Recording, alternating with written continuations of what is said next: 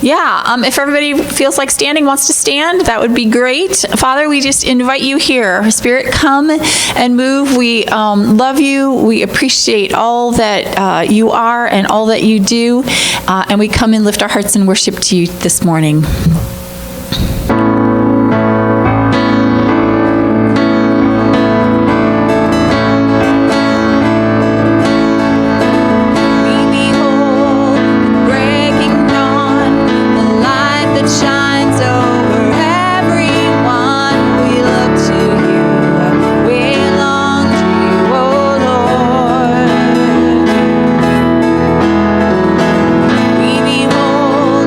Rising sun.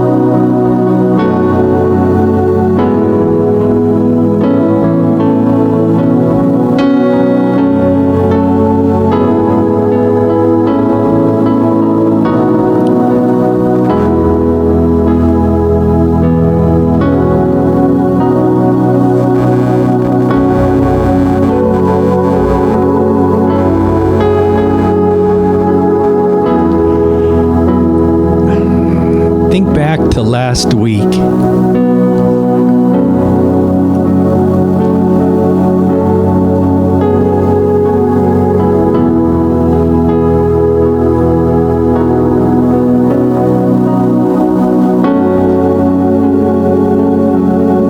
Did you hear anything?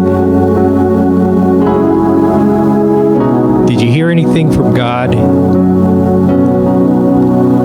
in the sermon, during worship?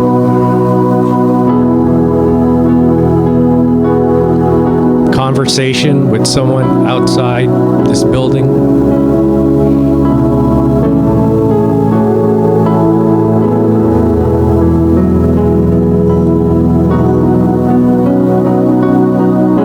Did you respond to it?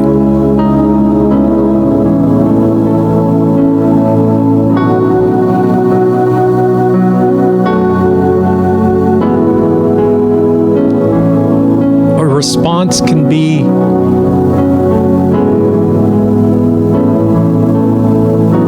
something that occurs in a matter of seconds.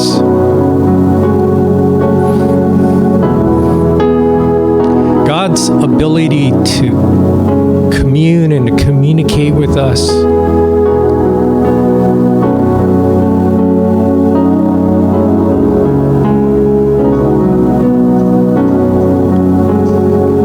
volumes can be received and understood.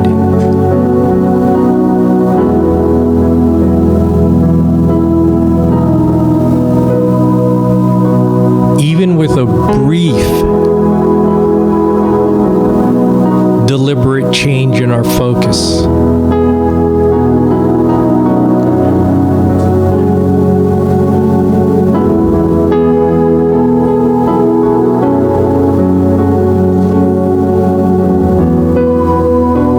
We don't have to join a monastery or spend years trying to perfect something.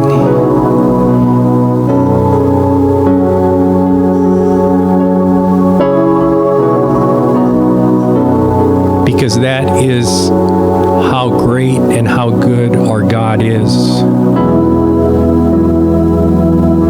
And when you lay your burdens down at the foot of the cross,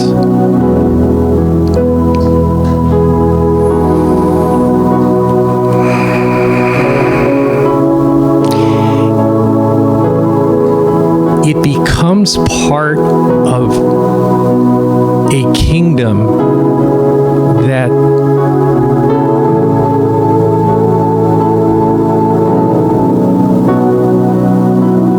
brings every aspect of God's love and care and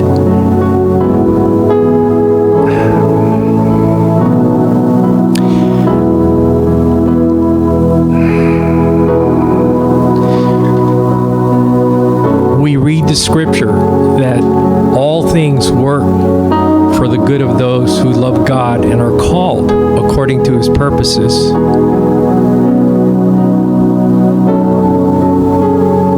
And that's what your burdens become. It becomes part of all things. And every time, however briefly, you turn your focus to God, all things are brought to bear.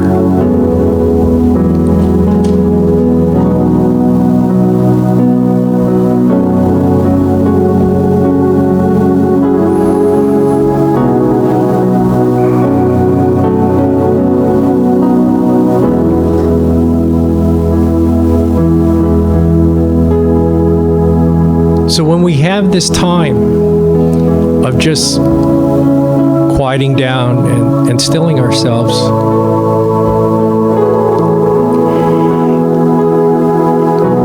even if it is only for a few seconds before your child tugs on you and says, "Hey, I don't want to wear this mask anymore," or whatever.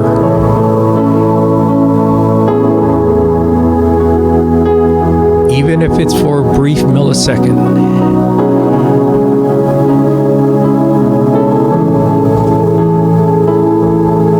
The focus of the kingdom of heaven joins with you, and it bears fruit everywhere throughout the kingdom.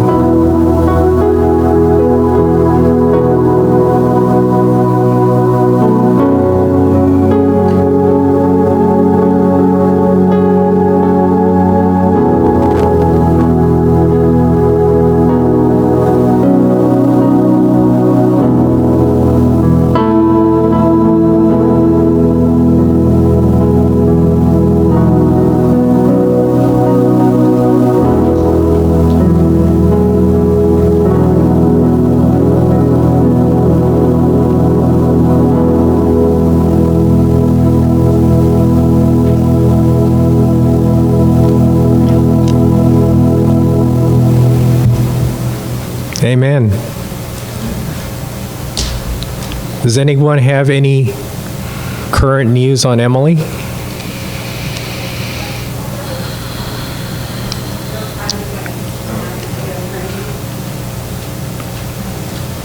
Do you have current news on Emily? Current news on Emily. What's the last thing? Okay, actually, yeah. She does not have lupus. Yay! And she got to have an appointment with the pain specialist at Kaiser, and they were like, we can do surgery, and if that's what you want to do. So I think they have to still figure that out. It was like, you could either do physical therapy and then surgery, or we can go straight to surgery. And I think she's going straight to surgery is her hope. I feel like I have to catch my breath after walking up here with a mask on. Whew. Good morning. Hi.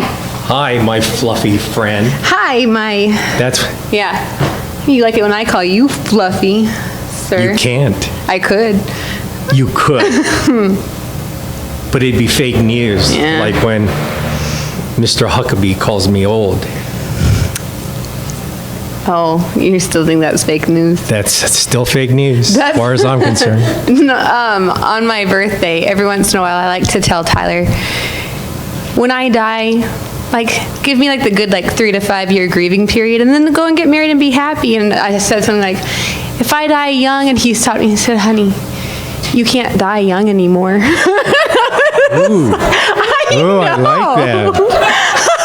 It's like, That is a great response. that's when I knew I loved him and I picked the right man. So birthdays this week. Hey, Isaac's birthday's this week. Isaac's birthday's this week. When is it? Today. Okay, good. I'm just making sure he knows, because sometimes he's like, what? Is Linda's birthday when am tomorrow? I- Oh, that has happened, when it's been like, oh, Linda's birthday's on Wednesday. He's like, oh, Wait, thank you. This is fake news also. You're being good, Jim, and there's trash, dude. It's amazing. And so long, It's I have, like, absolutely amazing. 13 weeks to catch up on. From our, okay. Well, he's not here, so we're not going to sing to him right now. We're still at the foot of the throne, I would remind you. We are gathered in his name, and there's more than two of us. So he's here, Yeah. listening to you say these things. It's amazing. You know where I learned a lot of this, Jim? I was watching you and my dad as I grew up. So I know it's okay. You know where all our kids learned all the stuff that came out of their mouths and From your boys and my brothers. That's right. from your brothers? Yeah. And I am sorry for that. And from Katie. And all the time she assisted her in youth group. So, That was all the positive stuff. Oh, For okay. a positive Got it. model. Well, that sounds like you have an announcement. I have an announcement. Okay, everyone who is walking in, did you notice the blue tape on the The sidewalk? sidewalk on the concrete? I didn't. Nobody. Okay. we put the blue tape out there to determine who was walking around like that.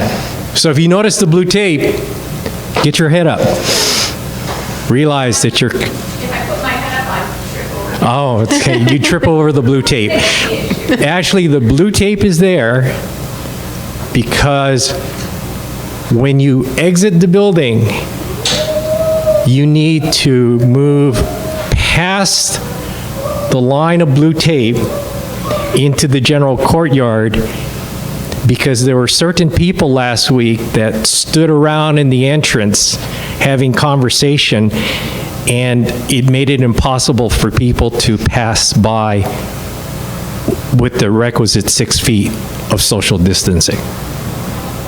And I'll name those people. We know you will. It was the Iannaconis. Convenient they're not here today. It was Linda. And you. Okay, and I want to tell you that the reason why, because everyone plugged up the courtyard. So, well, you'll remember this now. So if you're the first out of the building, just go all the way down to the end of the courtyard. I could see people are just going, Can I get an amen? So go all the way down to, go out to the parking lot, cross the street. Your car. Keep walking. Go home. Yes, right. Just get out of here. Okay, I found out this morning that Katie, when Katie showed the blooper reel last Sunday, you know, she deleted I feel like we need to cut off his mic before something 80% happens, Mom. So, and then I asked her this morning, I said, hey, could I get the copies of everything that was said during the announcements? And she goes, I had to erase them because my computer hard drive wasn't big enough. Is that, now I told you censorship, it's happening right now, right here. So, Very city. right. So Pete. here's what we're going to do. For the next 12 weeks, I'm going to repeat all the things that were censored during the lockdown. Because you think what your boys learned from my brothers was bad, you're going to teach all these kids all of those things. I heard about some of them. It's necessary for the parents in here to be ready to deal with these issues. Right? No, sorry, I'm just No, just- at the time. Okay. All right. Well, next Sunday, and you should show up here in person because I have no idea what's going to happen to the tape. We've already seen what's happened over the last 12 weeks, so, okay? Okay. All right. Sounds good. We're there. Thank you. Thank you.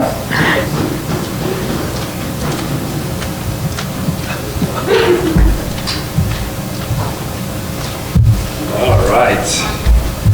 Well, one thing I've learned is that without a break, I don't have time to go put on my microphone while everybody's talking, so excuse me, I'll have to remember to put it on before we start, so I have to do this.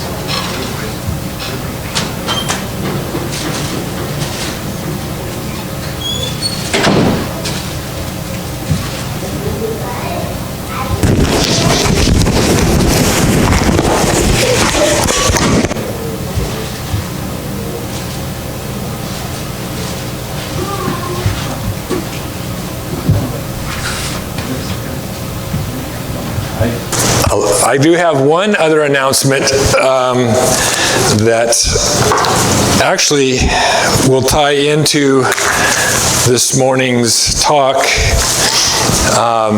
And you might wonder how that will be, but you will, if you take notes, you will, by the end, you will realize.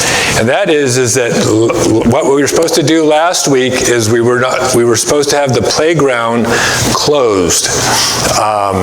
And so that was noticed, and we talked about maybe what we might do to help kids know that they remember that they're not supposed to be on there. And Lily and Penny Shibler came up with a couple of great ideas to help them. One is to put cones out there, and another is to put signs. So they took it upon themselves, because they're Shiblers, to say, we'll make up signs and we'll bring cones. So they did that today, and that was awesome, because now, did you put them up?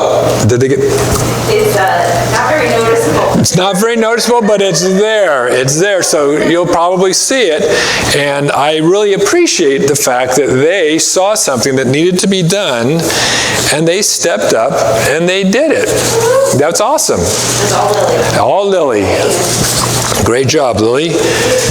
Well, that kind of brings us into this morning's talk, which is going to be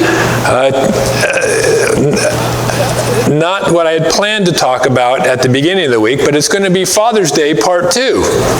If you didn't have enough good times on Father's Day, we're going to have a second Father's Day. So that means that everybody who's a father, for the rest of the day, you have to treat them really well and take them out to lunch and do all the stuff for them, because it's Father's Day Part 2. Oh, I heard the train whistle. I thought it was the speakers behind me, like somebody was putting music on or something. I was going to say, what are you doing to me? I'm not Jim. You better not be canceling me out. So I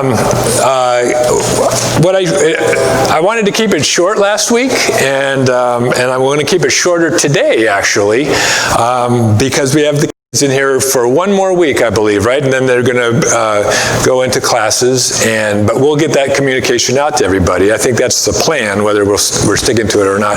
That was the original plan. But I do want to keep it short. I wanted to keep it short last week, and it seemed like that these two things I had put together, but it made it very easy to cut this thing that I'm going to talk about today off of last week, because I wanted to really focus last week on dads and that. Now this is, when I talked last week, when I was talking about fathers and what fathers want for their kids and for their families, if you'll remember, I made the comment, and I just made a short list of the kind of things that dads and parents, moms I'm sure do as well, want for their kids and for the families in general. They want them to be good people more than anything else, more than their career, more than what they choose to be, more than wherever they find themselves as they go out in life. Even though we might have ideas and see things in them that we want to steer them towards because we see that, bottom line is wherever they go and whatever they do, we want them to be good people. We want them to be good people. We also, as they're being raised, we want them to be protected and provided for. We want them to be cared for and loved. And I made this other mention because I was going to go into today, and that is we want them to be prepared for the future as much as we can do. We want them to be ready when the time comes to face the things that we know that they will be facing, and even the things that we don't know but comes with the territory at certain ages, certain phases of life, and stuff like that. And as much as we can, because we don't know what the future is. I mean, look at 2020. Who could have foretold this? We went to the beach last week down in Monterey with some of the family, and I hate the beach, which my family knows and most people know. But we checked out a campground of which we're going camping tomorrow at because it looks like the work. But then we went to the beach, and I actually went to the beach. I usually don't go to the beach with everybody. We camp at the beach, but I don't go. And I think it was Courtney who made the comment. Maggie said, "Wow, Grandpa's at the beach. This is crazy. It's the first time we've ever seen you at the beach." And my first thought was, yeah, you thought 2020 carried some surprises. Look where it's gotten. Even Grandpa's at the beach. That's how crazy this year has been. But there's this idea of wanting our kids to be prepared when they come to certain points of their life as best as we can. And being prepared comes in many different ways.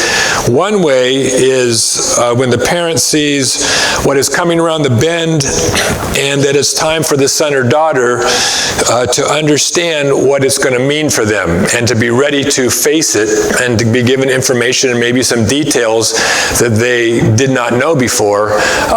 They may know that this is going to happen, but there's a time to sit down and talk to them. That might be when the child is going to kindergarten. They're excited about going to kindergarten, but they need to be told a few things about what to expect at kindergarten because they don't know.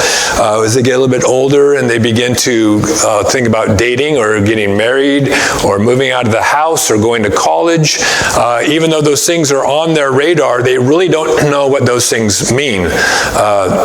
Many of us who've been married for 42 years sometimes don't know what being married really means.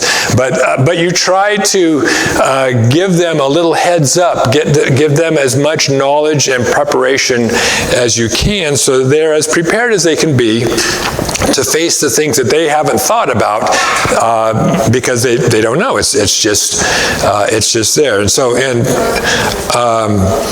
historically, I think through mankind, the history of mankind, when we do that with our children, they generally don't listen to us. I didn't listen to my parents whenever they tried to do stuff, but you still try your best to do that. And the process of that preparation usually comes with a talk. And sometimes that talk is one-on-one. Sometimes that talk is a family talk. We're going to have a family talk.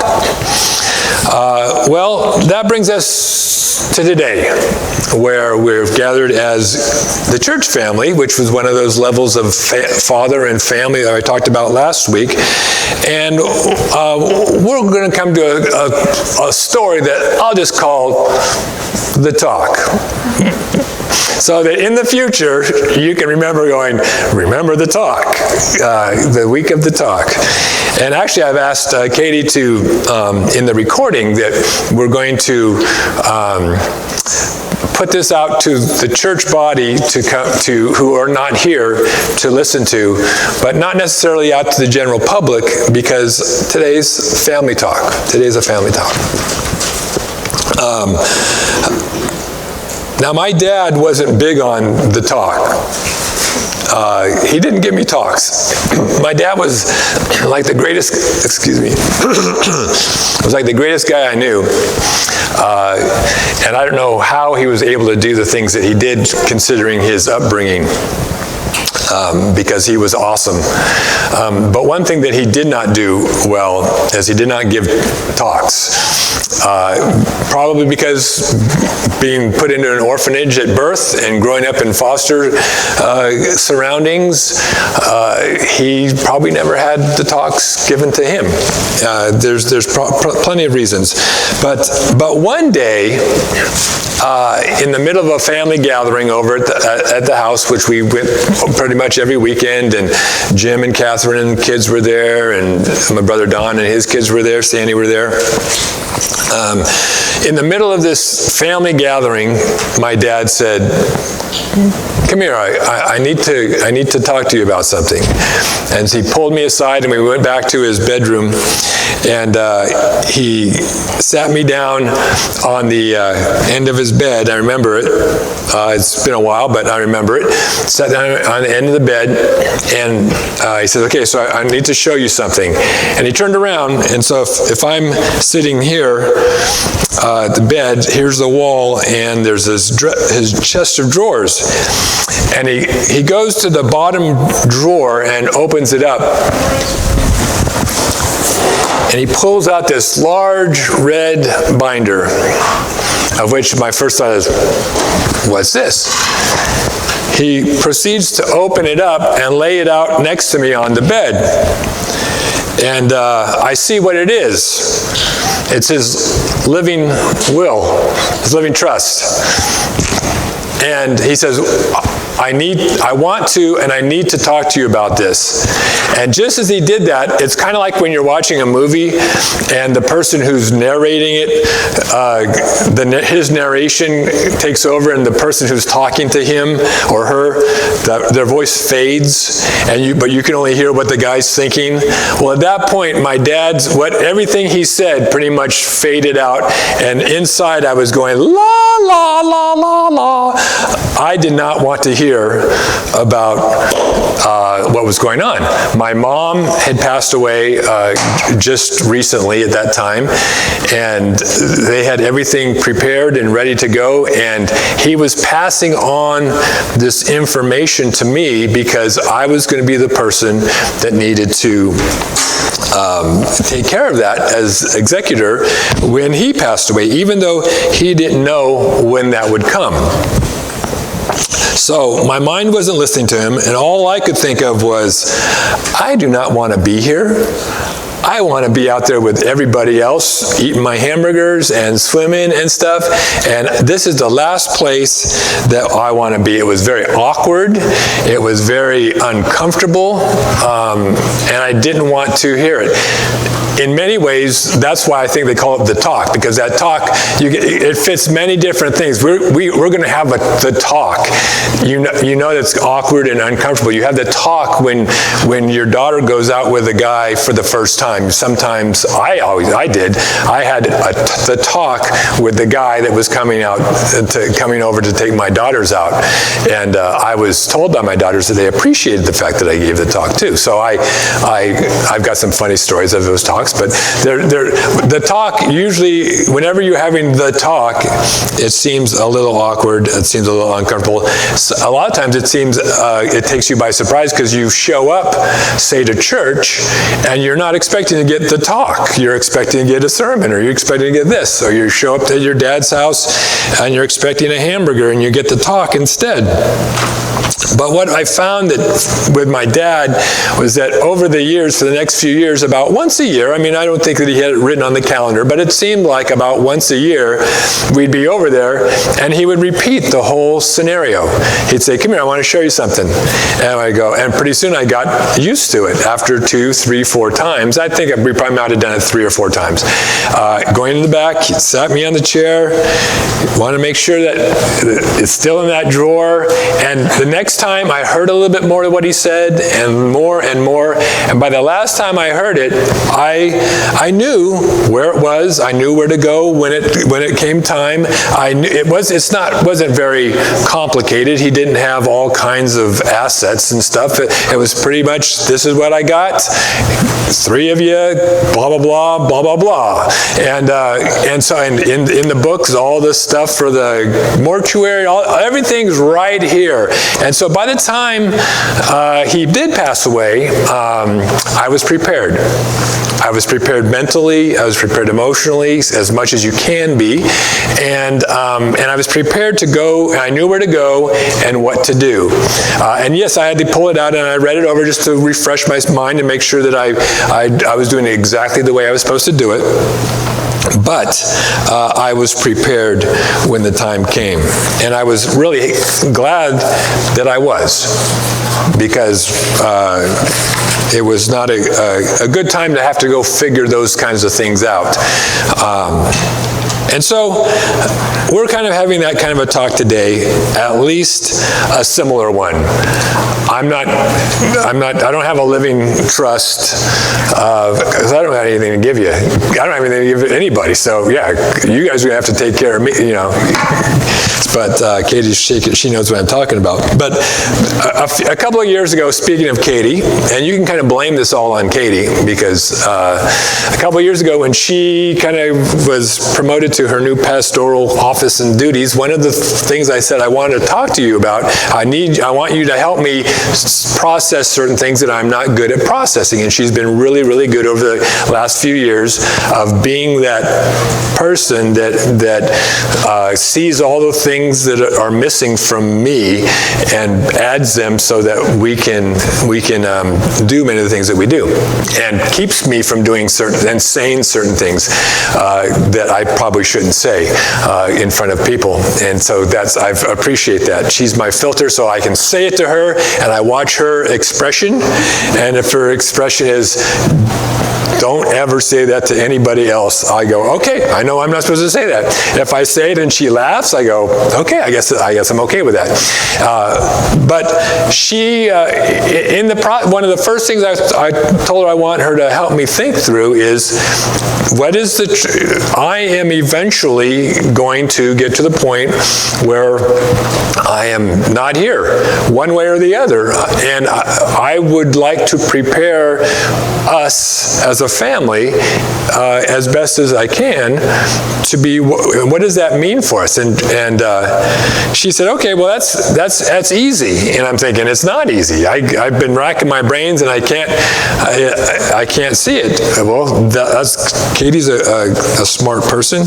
She takes after her mom, and so she starts off. She says, so let's put it this way. Well, when do you plan on retiring? And I had two answers for her. One is that I'm not. And the second answer was, I have no idea. And she says, well, do you see yourself doing what you're doing when you're 80 years old? I went, no, man, I'm not even going to be here when I'm 80 years old. I said, I could not see myself, if I was here and I was 80 years old, I could not see myself doing what I'm doing when I'm 80. And it's not just because I won't have the capabilities. It's like the church does not need me being 80 years old, being up here leading everything. She goes, okay, so what about 75? And I went, no, 75, that's too old. I shouldn't be up there doing that when I'm 75. She goes, how about 70? I went, I said, you know what? I think that would be about the time I would be stepping down. I'd be sitting down. And then she looked at me. She says, "Well, see, you do have an idea when you." And I said, "Yeah, thanks a lot, smarty pants, provoking me." And so, but she just helped me again with a fairly simple process to at least put a date up there that was. I don't know that it's exactly 70, but I'm thinking 70-ish. I might not even make it to 70. I don't know. But as far as we make plans, I'm thinking, okay, so 70. Now, the fact that I turned 65 last week comes into play with what's going on here. But I also, on that first answer that I gave, which was I'm not planning on retiring, because that is true as well. Because retiring, in my idea of how of life, and that church is not a corporation. You retire from corporations, you retire from work, you retire from those kind of things, but you don't retire from family, right? You don't retire from family. And it goes back to the way that I look at church, and I look at, again, I'm not going to compare us with other churches, but I watch the way things go, and I just think that there's a lot of things that churches do, and a lot of different things, but certainly in this aspect, is not as organic and kingdom-minded as God would have the church be. And that is that the pastor gets, and I hear pastors my age talking about this all the time, they get to a certain age and they go, I got to retire. And so basically they begin to put out job applications for people to come in and to apply to become the new pastor. And I'm thinking, what?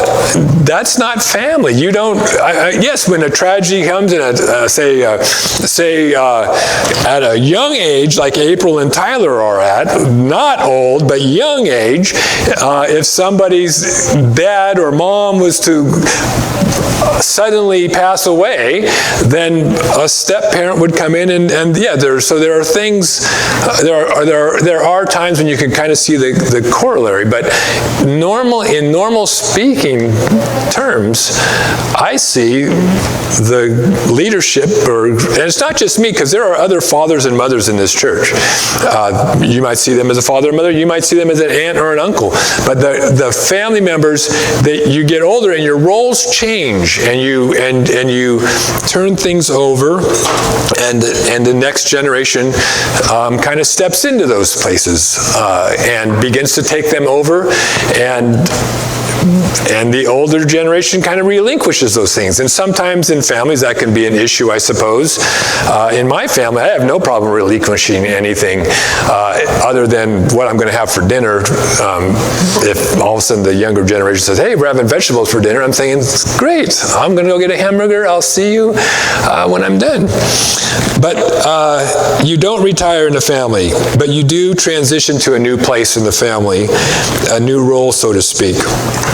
You let things go to be picked up by others. You understand that when others pick them up, that once you've handed them over, they bring in their own styles, and sometimes they do things that not the way that you would do them, and maybe they have their own ideas to bring, and they tend to hopefully value and have put into their DNA the values of you that they will carry on, but they have their own take on it. They have their own styles.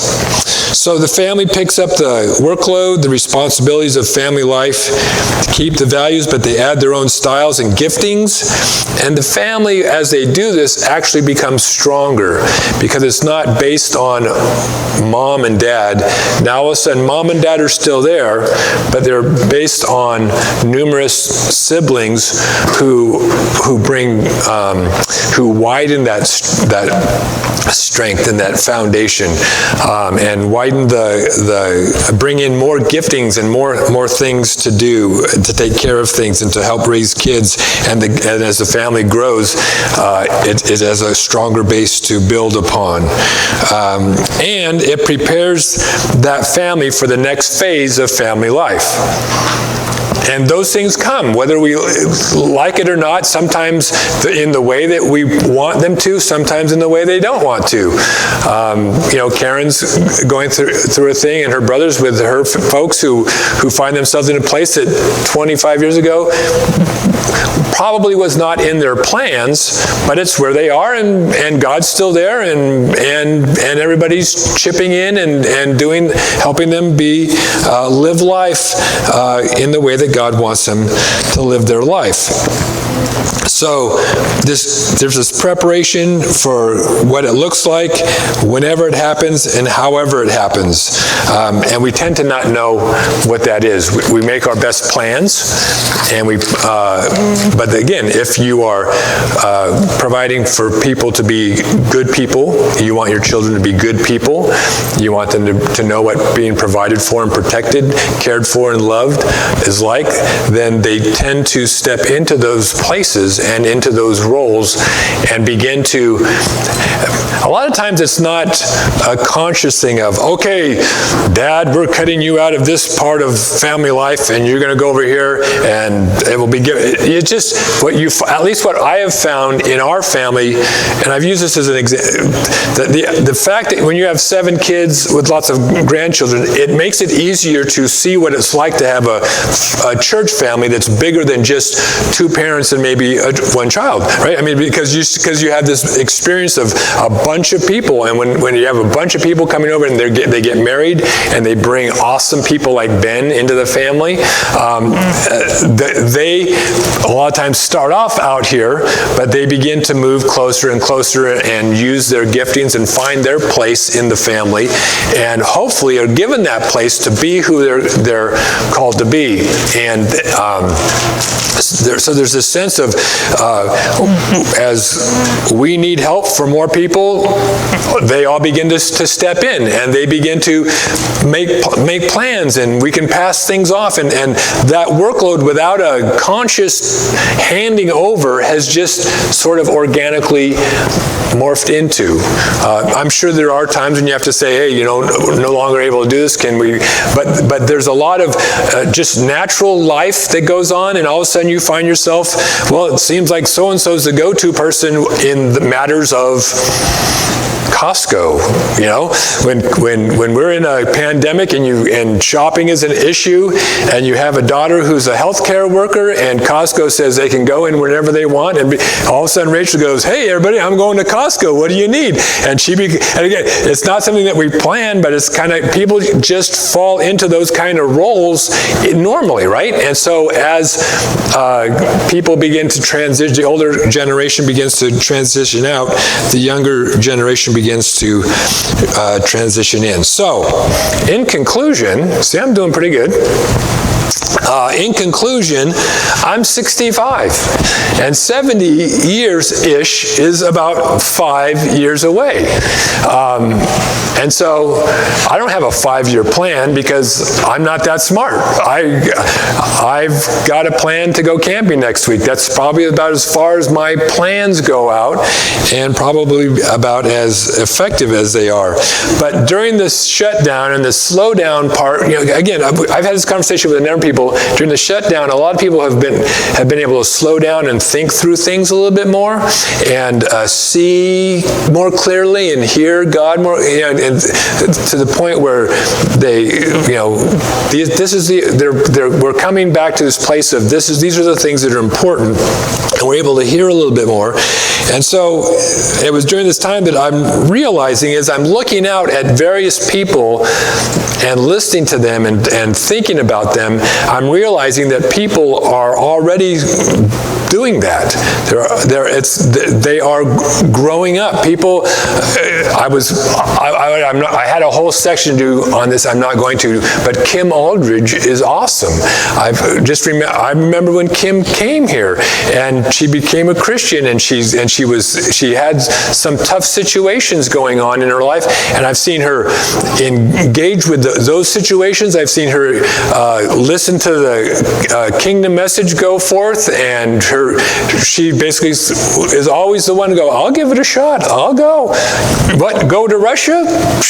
I'll go to Russia. I'm thinking, Russia in the winter, and they get up at 6 in the morning and go to midnight for 2 weeks. I can't physically do that, and I hate the cold. I am not going to Russia. Karen's going, "You really ought to go to Russia." I'm going, "I am not going to Russia, man." Kim says, "I'll go." Karen opens up the clothing closet years ago to hand out clothing while Open Heart Kitchen is open. Karen says, "I need some help." Kim's all, "I'll help. I'll come hand out clothes to folks that need clothes." We have the homeless refuge. We need people to stay up all night long, or parts of all night long, really mess up your schedule so that other people can have a dry, warm, safe place to sleep at night. Can we get any volunteers? Kim says, "I'll volunteer." And she did it. Her job gets to, her kids grow to a certain age, so she stops getting Social Security for them. And so she goes, "I'm going to need to go get a full-time job." And I'm thinking, oh man, I wonder if it's going to be really tough to get Kim to actually, by the time you call Kim, "Oh yeah, I got an interview down at the bus company, and now I'm driving, and now Kim's driving a bus." And she tells these bus stories about people to get on and just driving these. I'm thinking, you're like my hero, man. She does stuff I would never even think of doing, and she goes like, "That's not a big deal. I enjoy it." And I just see, Jim, and I see Greg and Leslie and Sam and Ann, and I just see people who during this lockdown, I'm just seeing people. I'm going, we have grown up. We are at the place where we are ready to hear this message, and so that's why I'm giving the message today. So I put that we as a family are ready to hear. God's showing us that we're ready. In the next 5 years or so, all of us need to begin to see that that's coming, that there's a transition coming. I don't know what that means for you, Sam, specifically, and I don't know what that means for you, Jim, specifically. All I think it means that we're having the talk is that we're going to be transitioning over the next 5 years into a different phase of church church life, of family life, of what this church is. And after that 5 years, it's gonna look different. And I don't know exactly what that looks like. I don't know exactly what that means for me, for you. I'm not thinking of anybody in particular, if this is what this person needs to get out of this message. I am just getting that God wants us to have this talk so that it might not be today, it might not be this summer, it may not even be the rest of this year, but just to have this knowledge that this is coming up, that we will begin to see the things that we need to do, and we will, maybe what this talk does is frees you up in a case like Lily, who says, hey, we need to have this. We need to have this closed off, and it would be helpful if we did this, and so how about if I make a sign, bring some cones? To me, that's a perfect example of stepping into helping take care of what the family needs. And I hadn't thought of that until I gave the announcement, but that's exactly what is going on. And so again, I don't know exactly what that means, the details, both individually or corporately, but that as we go, we just need to know that this is coming. We need to be ready and to find out. So, the talk. It never seems like the right time to do it, but you just got to do it. It's always a little awkward. It might not be what you were planning on hearing when you got here this morning, but we are prepared to hear, as a church, as Vineyard Christian Fellowship, you are prepared to hear as a person that is a member of this family, who has a place in this family, who has been created by God with certain giftings and callings and vocations and placed here to be a certain person and to be a certain thing. You may not think that you are right now, but you are. It doesn't matter where you are. John says there's young children, there's young men and women, there's fathers, mothers. Wherever you are, you have a place in this church, Dennis. Everybody has a place in this church. We are all ready. Back in 2019, which was a long time ago, actually it was about a year ago, we had a conference in Denver, right? And in that conference, the Vineyard National Conference, I walked away with I felt like God had told me something, and I wrote it down in my book, and my planning book, and it was one of the things that I had transferred to this year's planning book. There's a handful of things that I wanted to carry into this year, and I hadn't looked at it since January when I put it in my book. And I just happened to run across it today as I was going to write down some stuff about Emily to start that, and it was on one of the back pages. I saw that, and again, that was one of the things that got me realize, okay, no, I do need to talk about this week. And it was just that what I walked away from that conference was the idea that God wants me to raise up the next generation of Vineyard Christian Fellowship in Livermore to the point where they can take over and I can sit down. Not that I can go away in my Winnebago into retirement, but that I can sit down as a grandpa. And then, having done that, then I sit down. That was interesting. The way I heard it was that I would raise them up so that I could sit down, and then I would sit down. And so that's the only thing I know what it looks like, is I'm going to be sitting down a lot. Maybe I'm going to get my lazy boy chair in the back like I got at home, and I'm going to sit there, and you guys are going to do everything. I don't know. But today's not that day. I was thinking of doing the Lord of the Rings. There may come that day, but this day is not that day. But one day it'll be here. And I'll be ready, and you'll be ready. And so we just need to know that. So let's pray. So Father, I just ask that you would show us what that means for us. And again, it may mean nothing today, and it may mean nothing tomorrow, but as things unfold and as we talk with one another, I just pray that you would have the conversations and relationships be as brother and sister and brother and brother and sister and uncle and nephew and and that we talk as a family, and we think as a family, and we look at this life that you've given us to live as a family life, that this is not, it's not over here, it's not like my career and my school, and then I got my church life, that you have placed us in a family to live our lives. And just as we go through the next few years, that I trust you, that you will show us what this means. I trust that we'll be prepared. I trust that my assumption is that we won't be as prepared as we could have if we had done everything right, because we never do everything right. But that doesn't mess you up, because you've taken that into account. And so but be with us, maybe just kind of make us aware that that's what's going on, not only in our own lives, but in the lives of this church. Show each one of us who we are in this family and what we are to be and to do. And that as we do this, our lives just are ones that trust Jesus, do good, and wash our hands. So, amen.